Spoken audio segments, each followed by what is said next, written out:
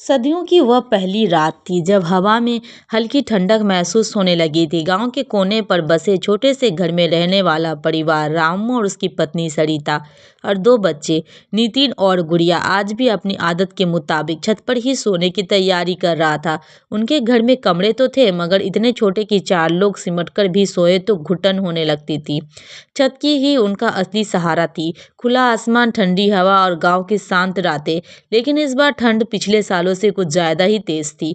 रामू अपने कंधे पे रखा फटा कंबल झाड़ते हुए बोला, सरिता इस साल ठंड जल्दी बढ़ रही है, बच्चों को कहीं लग ना जाए। सरिता ने मुस्कुराकर कहा, डर मत, मैं सब संभाल लूंगी। हमारे पास जितना है उसी में तो चलना है। भगवान भी देख रहा है, किसी न किसी तरीके से गुजारा हो ही जाता है। अक्सर गरीबी में मन उम्मीदों से ही गर्म रहता है। छत पर बिछा पुराना टाटा, उसे ऊपर एक पतला गद्दा और 3 कंबल, यही उनके पास की पूरी सदियों की तैयारी थी। सरिता ने बच्चों को उनके पुराने रजाई कवर में छुपा दिया ताकि हवा ज़्यादा ना लगे। गुड़िया ने माँ से लिपट कर कहा, माँ आज बहुत ठंड है, क्या हम नीचे सो सकते हैं? सरिता ने प्यार से उसके बाल सहलाए, नीचे धुंध बहुत है बेटा, तेरे पिताजी ने लकड़ी जलाई है, सांस लेने में दिक्कत होगी, यहीं रहो, मैं तुम्हारे पास ही हूँ।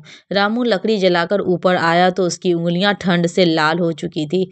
वो चुपचाप बच्चों के पैर दबाने बैठ गया। उसके पास पैसे थे नहीं कि नए कंबल ला सके, इसीलिए हर सर्दी उसके दिल पर बोझ बनकर चढ़ जाती। रात धीरे धीरे गहराती जा रही थी। खेतों की ओर से चलने वाली हवा इतनी ठंड थी कि खुले आसमान के नीचे लेटना किसी तपस्या जैसा था।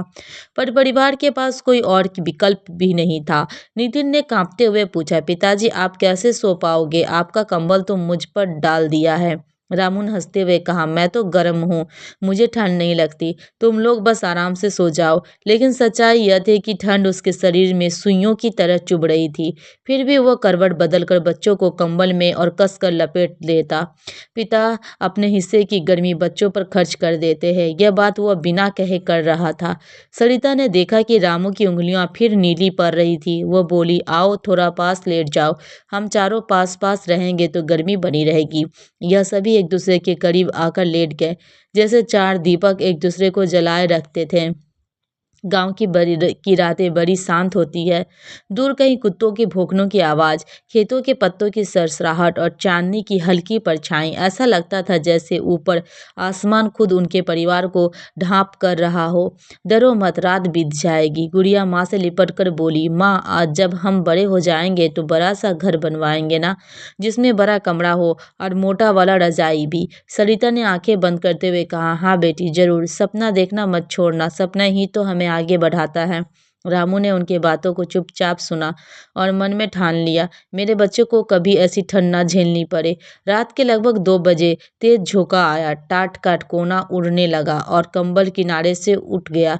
चारों हड़बड़ाकर उठ गए बैठे। ठंडी हवा ने जैसे शरीर काट कर रख दिया हो। अरे जल्दी पकड़ो, रामू चिल्लाया। तीनों ने टाट को पकड़कर दबाया। फिर वह बोला, लगता है आज रात सोना मुश्किल है। गुड़िया रोने लगी। सरिता ने उसे गले लगा लिया, बस थोड़ी देर की बात है, सुबह हो जाएगी। रामू ने जिद करके सभी कंबल बच्चों और सरिता पर डाल दिया। खुद दीवार के सहारे बैठकर रजाई बिना ही रात काटने लगा। उसका शरीर कांप रहा था मगर उसने एक आवाज तक नहीं निकाली। धीरे धीरे आसमान नीला होने लगा।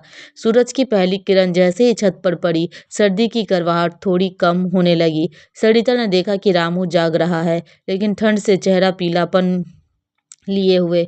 तुमने कुछ नींद ली भी या बस जागते रहे? उसने चिंता से पूछा। रामू ने हल्की मुस्कान दी, तुम लोग गर्म रहो रहे ना, बस वही काफी है। बच्चे उठकर खिलखिलाने लगे। उन्हें सुबह होते ही रात का दर्द भूल गया।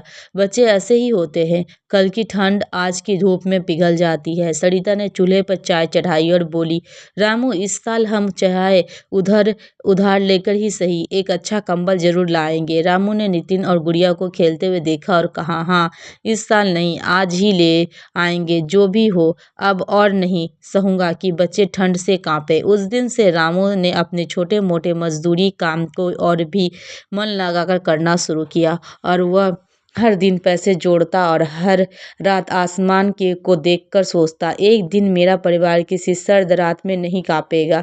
यही मेरा सपना है।